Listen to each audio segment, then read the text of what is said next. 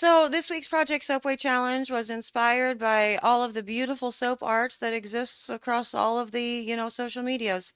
And I fell in love with this one soap when I was just scrolling through and decided that I wanted to try it for Project Soapway because, it was interesting in a way that I couldn't wrap my mind around how it was accomplished because it seems like it's the easiest thing in the world. It's just some sculpted layers, but something about just the composition of it told me that that's not at all what it is. And so I issued this soap challenge to the Sudsers, and nobody wanted to do it at all. And while I did show you my first version of this with the fail last week and the 75% super fatted soap, I'm going to show you my actual, today and the way that you're supposed to do it and get your maths right. And I will tell you more about my attempt at the Hell Challenge in just a minute. But before I do, hello, I am Mrs. Soap and Clay. Let's make stuff.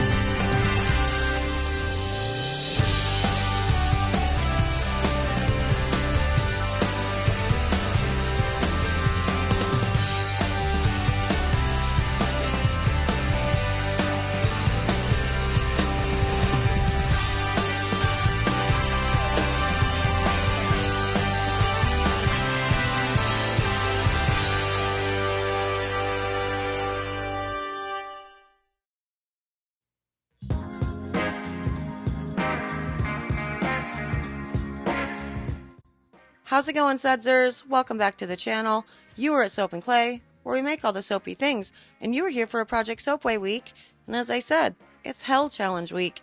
And I named it Hell Challenge because I had no idea how this would actually come together. And everybody had a lot of different experiences with it just based on the pictures alone. I haven't actually edited the footage yet because I don't have it, but based on the pictures, we all kind of had a journey with it. And some people wanted to go super wild and do multiple colors and all these crazy layers, and I just decided to stick with 2 colors and 5 layers and actually do my maths right, so I did not end up with an overly super fatted soap, and see what I could do with just some sculpting layers. So let's get to the footage. I will tell you all about my process, what I did, what I used, all the things, and we'll see how I fared, in the video.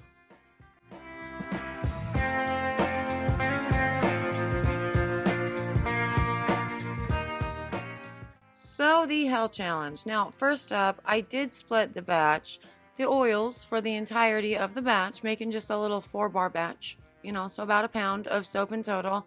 I did split that equally, and I put my colorant into each individual section. Now, for the white, I am using kaolin clay. I love that as a nice natural colorant. Don't have to mess with the titanium dioxide and mixing it. That's the only reason why I don't use it these days, because I don't like mixing it. It's an extra step. For the brown copper-y, I'm using some sort of brown copper-y from Mad Micas, and that is going to be my scraper.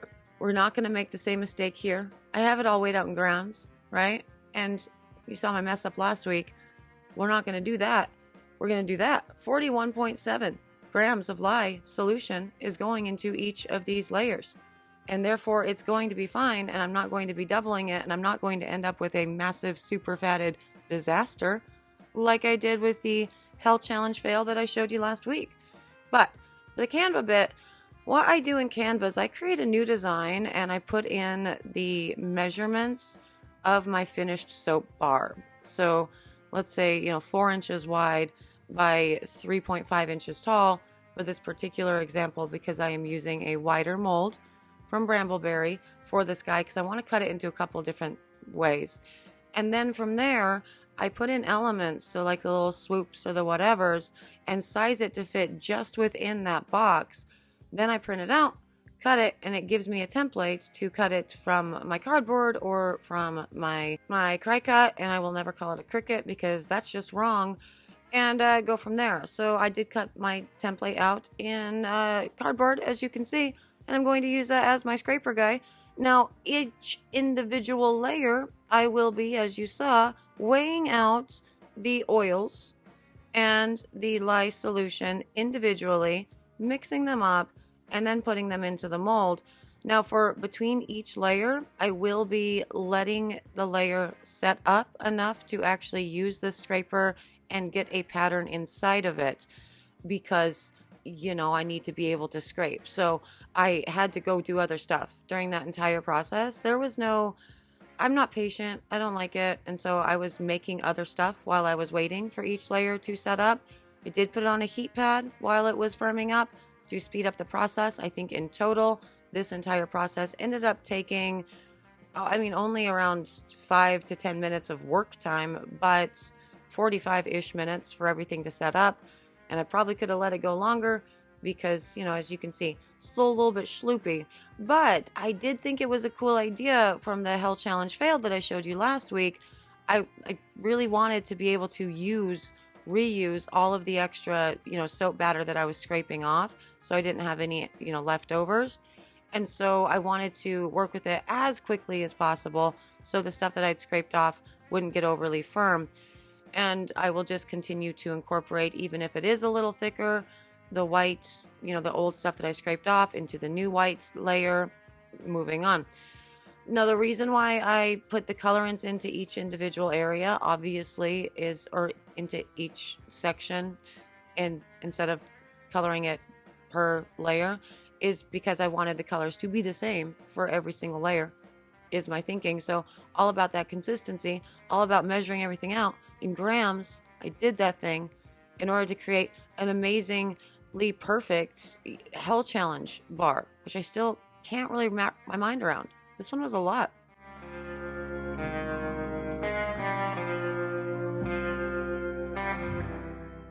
Okay, so this is what I was talking about before. This is the second layer of white, and I did mix this to an emulsion, and now I am taking the white that I've scraped out of the first layer and putting it into this next round.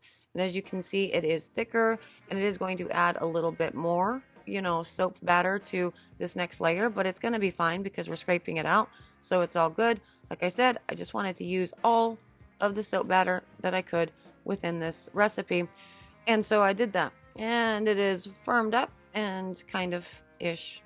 Like I said, I am impatient, and so it's not probably as firm as it needs to be, but it's not bad, like look at those channels. It's pretty good. And using the soap, the scraper in the exact same direction the entire time is going to give me the exact same, like all of the things are going to stack on top of each other, right? All the little curvies. I don't know. This was definitely a journey.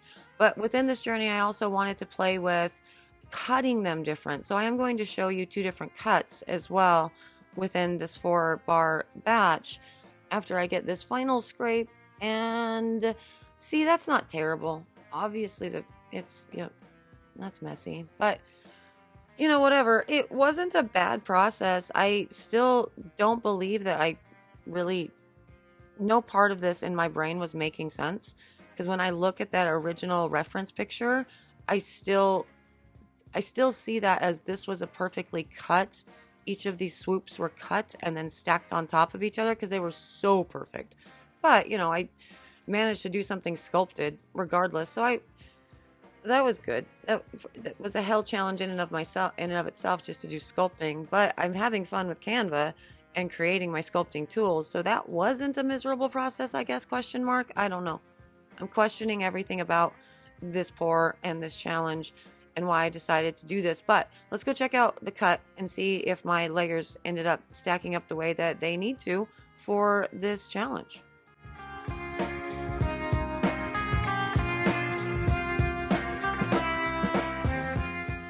And onto the cut, and I did C-pop and gel this, and so I just put it back on the heat pad and just left it alone overnight. That was my C-pop and gel. And this is about 12 hours old when it's all said and done, because I wanted to get it out as quickly as possible. I really should have left it alone for a little bit longer because, as you can see, it's having a hard time releasing from the mold. It's not quite ready, but I was impatient. I wanted to see what was going on with it. It is weird looking on the top, but that's what the planer's out for. But really what I am thinking is I'm going to cut it in regular way, so just a long, a wide soap, kind of like this, but just, 1-inch version. But then with this section that I'm cutting right here, I'm going to cut it in half again to see if you get the illusion of the soap, the reference soap that I showed you. Well, and also here's the thing. So Diamond Sky Soapery, I am like literally obsessed with her sizing, her bar sizing.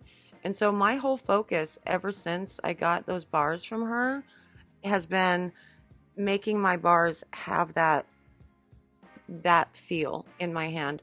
And so you saw it with the, the swirl when we did the lotus swirl for the last Project Soapway challenge. I cut it basically like this because I kind of like this brick of soap in my hand as opposed to, the bigger version that we're used to. So anyway, point is I'm just playing with dimensions with all of this, but also I want to see what kind of pattern gets released and if it looks cool all around. And that side does not look cool, but that side no, not that one. Yeah, that's kind of cool. I don't hate it, and I can plane off the side that was attached next to the mold and really release the pattern on the back end. But, I don't know. I don't hate it. That's fine, I suppose. I still don't.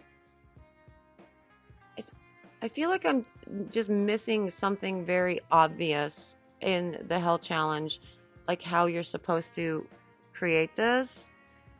And I'm really looking forward to the 3 Project Soapway winners and watching their footage and talking about it. So that's what it would look like if it was just a regular standard bar cut from the top down, with your 1-inch increments or whatnot. And it's not terrible, my precision could be better. But yeah, like I said, I'm looking forward to seeing the winners of all of this because I really do want to see if they are just going to have like the answer. And I'll be like, oh, right, obvious. And it's the most obvious and easy thing in the world. But nobody thought that this was an easy challenge. Like, I think a lot of people went, I'm not even going to attempt. So, I don't know. I don't know if they're going to have an easy answer, but they're definitely going to have an answer. But yeah, I'm just going to clean it up here. Clean off the top and make it all pretty on each side. I mean, I even end up beveling some of this to make it really pretty because I'm thinking, well, maybe that's it. Because you can, how you've seen a lot of really beautiful soap art out there and you notice that they've beveled it to shit, like it looks like a piece of tile because they've done multiple bevel. I mean, I do not have time for that. I would never do that for my own soap bars, but for soap art, that can actually lend to the look and the pattern and the thing, right? I don't know. Anyway, point is, I tried beveling them. It didn't really do much of a difference anyway, so I didn't show it. But you know what I do want to show you? Let's cut that first one that I showed you last week that I poured months and months ago and see what it looks like and if it cuts. So stay tuned. Okay, so this cut, and again, this bar was made back in the Barbie, like right when the Barbie movie came out, and it's still losing oil every day. It's very, very soft. It's incredibly soft. I have kept it next to the dehumidifiers and changed out the cardboard that's been on every couple days while it's continuing to lose oil, and it's still doing it. But it cuts. It falls apart inside, and actually I'm kind of mad because those layers look better than the one that I just showed you, I think. And so maybe if I hadn't messed up the lie and created such a heavily super fatted bar, it would have been my winner. I'm kind of mad, but it cut. It's soft. I am going to test it though, because look, there's stuff that came off of it. So let's see the lather. Let's see what we got with all of this. I'm not really expecting it to lather very well at all. And so imagine my surprise when it did something. I mean, it feels very nice on the skin. I will give it that. It is very moisturizing, but not like you're just, putting a whole bunch of oil on your hands. So I guess that it could have a purpose, I suppose. You could take this and smoosh it down and create a cream soap just immediately with all of that. Oh my gosh, hey, that's a hell of an idea. Maybe we'll do. Wow, new testing thing. Cream soap via 75% super fatted cold process. I love it. Look, teeny tiny little bubbles. It kind of worked. There it is. That's whatever. We will continue to update on this guy. I want to see what it does eventually, if it ever gets remotely hard. But so far it's been months and it hasn't done so yet. But there it is. There's the cut of my first Hell Challenge. And you saw the cut of the Hell Challenge that I'm submitting for the thing. And yeah, it's been a journey. It was a hellacious one at that. And there it is, my submission for the Project Soapway HELL Challenge, as well as the cut from the one that I showed you last week. And yeah, both are interesting. I don't know about that 75% super fatted soap. Honestly, I do think that would be a fun way to make like a face wash.